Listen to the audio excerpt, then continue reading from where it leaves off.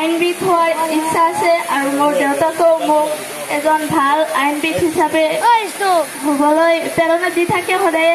আৰু আজি মই এইখন মঞ্চত বহুতো গণ্যমান্য ব্যক্তি আছে আৰু তাহাঁতৰ পৰাও বহুতো প্ৰেৰণা পালোঁ। সেইকাৰণে মই গোটেইটা ধন্যবাদ জ্ঞাপন কৰিছোঁ আৰু তেওঁলোকৰ পৰা আশীৰ্বাদ বিচাৰিছোঁ।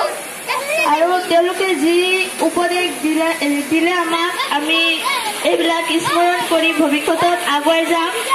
আৰু মই এজন সৰুৰে পৰা বেৰিষ্টাৰ হ'ব মোৰ বহুত ইচ্ছা আছে। মই ছাৰক এইবিলাক হ'বলৈ কি কৰিব লাগে বা কি গুণৰ দৰকাৰ মই প্ৰশ্ন কৰিছোঁ। বেৰিষ্টাৰ অ'কে, বেৰিষ্টাৰ হ'বৰ কাৰণে তুমি এতিয়া কি পঢ়ি আছা? কিমান আছে এতিয়া? দ্বাদশ শ্ৰেণী। কি কি চাবি? দশম শ্ৰেণী। অ'কে, বেৰিষ্টাৰ হয়। কোনোবা আছে নেকি তোমাৰ পৰিয়ালত বেৰিষ্টাৰ? হা নাই, বুজি পাইছানে? বেৰিষ্টাৰ মানে কি? বেৰিষ্টাৰ কি কয় জানা নে তুমি?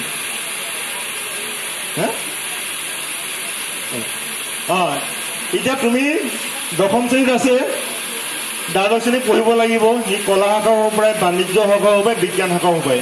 এতিয়া মই কৈছোঁ যে পঢ়াটো তোমালোকৰ নিজৰ ওপৰত কথা, শাখাটো বা বিষয়বিলাক নিৰ্বাচন কৰোঁতে। তাৰপিছত দ্বাদশ শ্ৰেণী পাছ কৰাৰ পিছতো তোমালোকে ইণ্টিগ্ৰেটেড ল' পঢ়িব পাৰা, 5 বছৰীয়া ল'।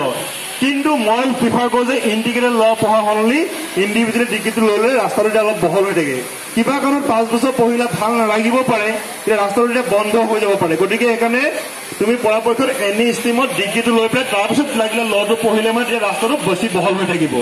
তাৰপিছত তুমি এতিয়া লয়াৰছে হোৱা বা মেজিষ্ট্ৰেট হোৱা, মেজিষ্ট্ৰেট হ'লে আছাম জুডিচিয়েল চাৰ্ভিচ বা ইণ্ডিয়ান জুডিচিয়েল চাৰ্ভিচ এক্সাম এটা দিব লাগিব, তেতিয়া মেজিষ্ট্ৰেট হ'ব পাৰিবা।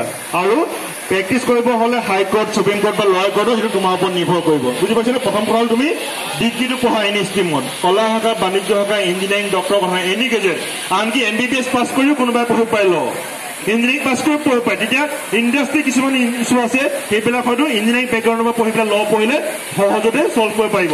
মেডিকেল ইছ্যুবিলাক কোনোবাই MBBS পঢ়ি যদি ল' পঢ়িছে, তেতিয়াহ'লে মেডিকেল ক্ষেত্ৰতো বহুত ক্ষেত্ৰত প্ৰব্লেম হৈ থাকে, কেছ আহি থাকে। এতিয়া MBBS বেকগ্ৰাউণ্ডৰ কোনোবাই যদি ল' পঢ়ে, তেতিয়া সেই কেছবিলাক ভালদৰে বুজি পাব, ভালদৰে কেছবিলাকত যুক্তি দিব পাৰিব।